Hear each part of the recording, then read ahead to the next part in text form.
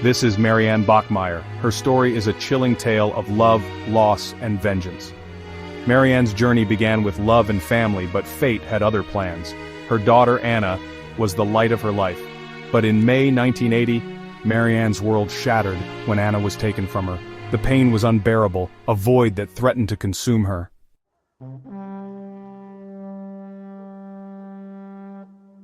May 5th, 1980, started like any other day in Lübeck, Germany.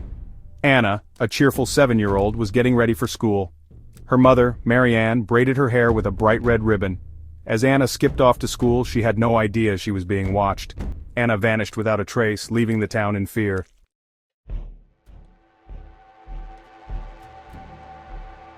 Marianne's early life in post-war Germany was harsh.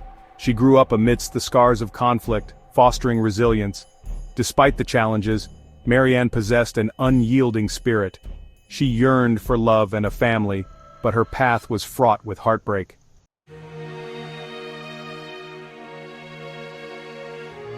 At 18, Marianne found herself pregnant and made the heart-wrenching decision to place her child for adoption. Years later, she found love again and gave birth to Anna. Anna became her everything, the center of her universe. But Marianne's marriage crumbled, leaving her to raise Anna alone. Despite the challenges, Marianne remained steadfast in her love for Anna.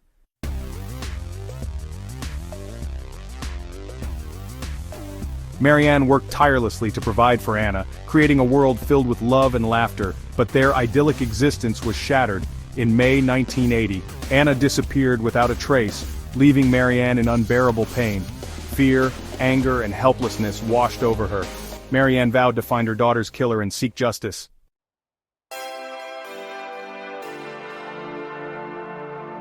Anna's birth was transformative for Marianne, filling the void left by her first child. Marianne poured all her energy into creating a loving home for Anna.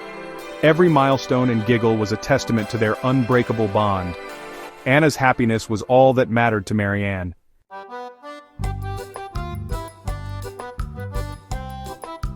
Life as a single mother in 1970s Germany was tough. Marianne faced financial struggles but never let them overshadow Anna's childhood. They created magical moments together, from park visits to baking cookies. Marianne's love for Anna was evident in everything she did. She scrimped and saved to buy Anna a special dress for her birthday.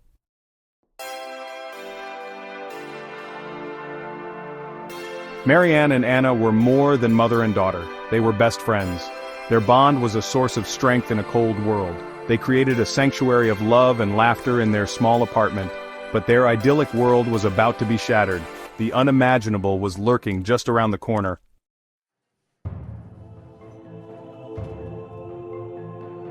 Anna, in her red hair ribbon and yellow raincoat, skipped off to school.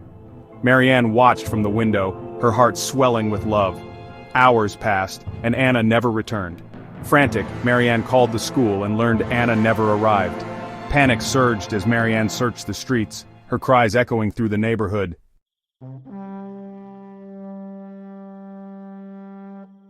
News of Anna's disappearance spread, igniting panic and disbelief. The police launched a full-scale investigation, canvassing the area. Missing person posters with Anna's face were everywhere. The community was bound by collective grief and hope for a miracle.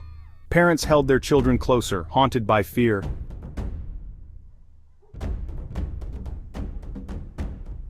As days passed with no answers, suspicion grew. Every stranger was met with distrust.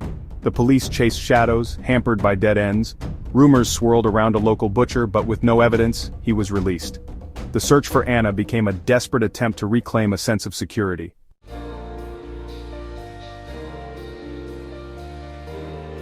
The air crackled with tension as Marianne Bachmeier, her face a mask of grief and steely resolve, entered the courtroom.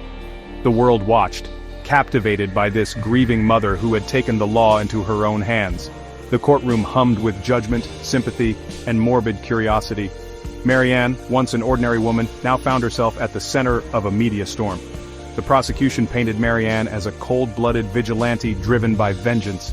They argued her actions were premeditated, intending to kill the man she believed responsible for her daughter's death. The defense countered, appealing to the jury's empathy and understanding. They presented Marianne as a mother driven to the brink by grief. They argued her actions were the desperate act of a heartbroken mother seeking justice. The jury deliberated for days, weighing a mother's grief against the law. The world waited with bated breath, the courtroom abuzz with anticipation.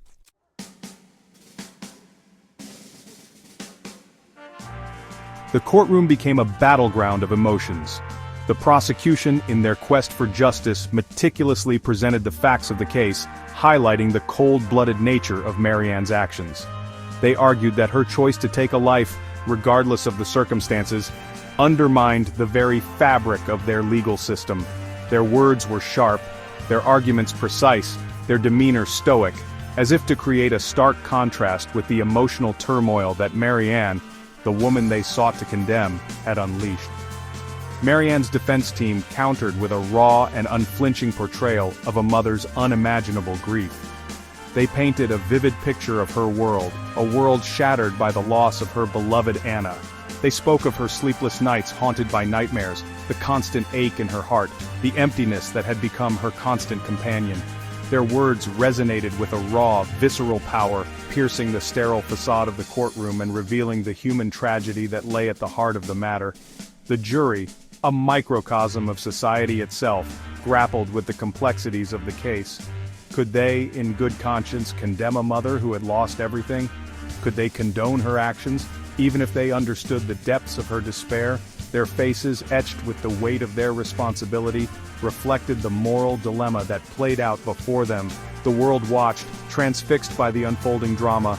Opinions were sharply divided. Some saw Marianne as a cold-blooded killer, a vigilante who deserved the full weight of the law. Others saw her as a victim, a woman driven to the brink by grief, a symbol of a mother's fierce and unwavering love.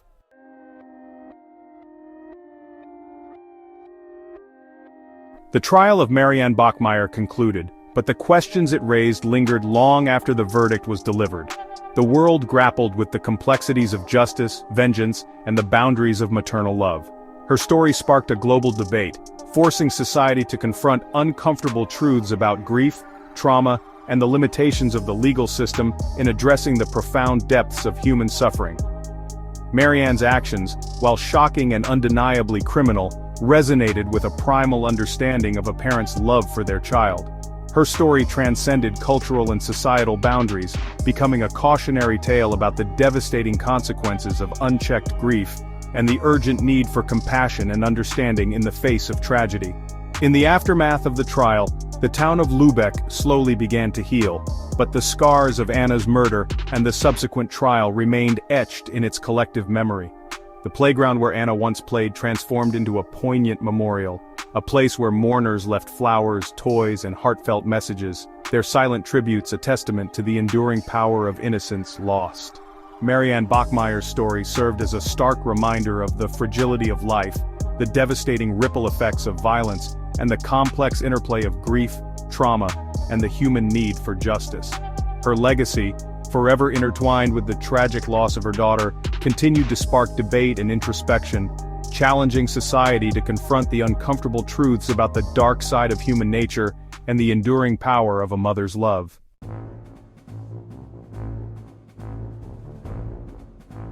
Weeks after Anna's disappearance, but before her body was discovered, a chilling letter arrived at Marianne's doorstep. The handwriting was unfamiliar, the words scrawled with a chilling mix of cruelty and callousness that sent shivers down her spine. The writer, claiming to have knowledge of Anna's fate, taunted Marianne with cryptic clues, toying with her anguish, amplifying her despair.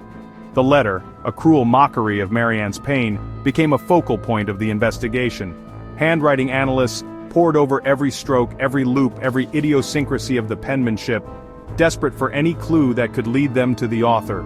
The words, laced with a chilling familiarity with the details of the case, suggested that the writer was either directly involved in Anna's disappearance or possessed intimate knowledge of the crime.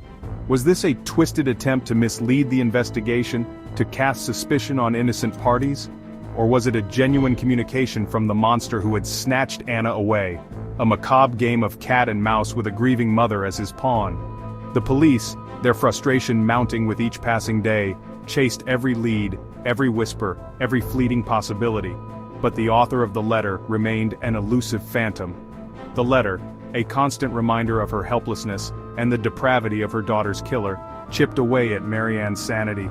The words echoed in her nightmares, fueling her rage, her desperation, her unwavering determination to find her daughter's killer and make him pay for his sins.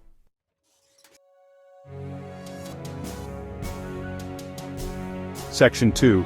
The Shadow of Doubt. Unanswered questions linger. Despite the trial and the subsequent conviction of the man believed to be responsible for Anna's murder, a lingering shadow of doubt remained.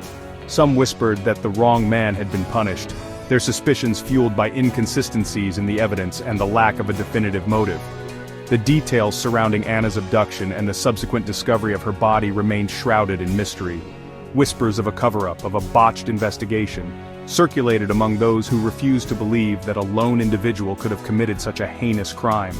Theories ranging from the plausible to the outlandish took root in the fertile ground of speculation, fueled by the lack of concrete answers and the human need to make sense of the senseless.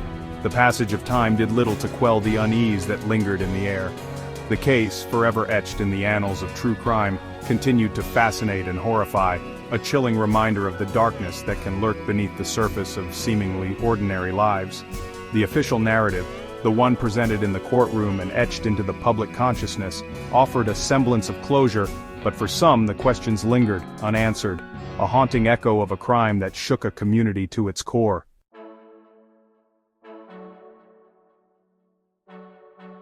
Section 3. Marianne's Final Years, Seeking Solace, Finding Peace.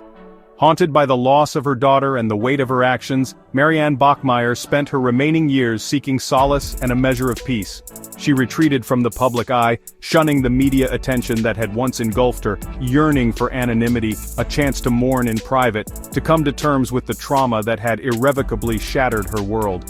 She dedicated her life to preserving the memory of her beloved Anna, her love for her daughter an unyielding force that transcended even death itself.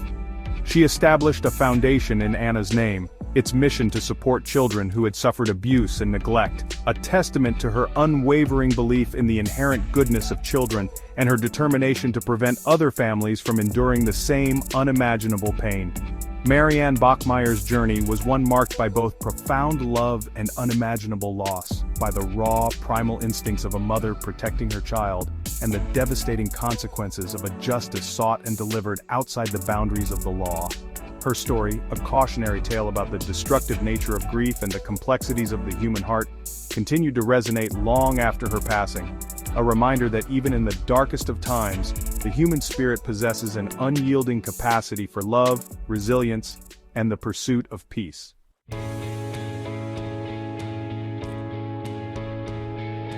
Section 1. The Unfathomable Weight of Grief. The story of Marianne Bachmeier is a stark reminder of a mother's love and the devastating consequences of untamed grief. It forces us to confront the limits of human endurance, the blurry lines between justice and vengeance, and the agonizing ache of profound loss. Marianne's journey, from a childhood scarred by war to the depths of despair after Anna's murder, is a testament to human resilience, but also a cautionary tale about unchecked rage and the allure of retribution. Her decision to take the law into her own hands shocked the world and ignited a firestorm of debate. Was she a cold-blooded killer, driven by revenge, or a victim herself, pushed to the breaking point by unimaginable pain? The answers, like fragments of a shattered mirror, are complex and impossible to piece together. The courtroom provided a stage for society to grapple with these questions, to confront its own biases about motherhood, grief, and the nature of justice. But the answers remained elusive, lost in the labyrinthine corridors of the human heart, a reminder that some wounds run too deep, some losses too profound, to be neatly explained away.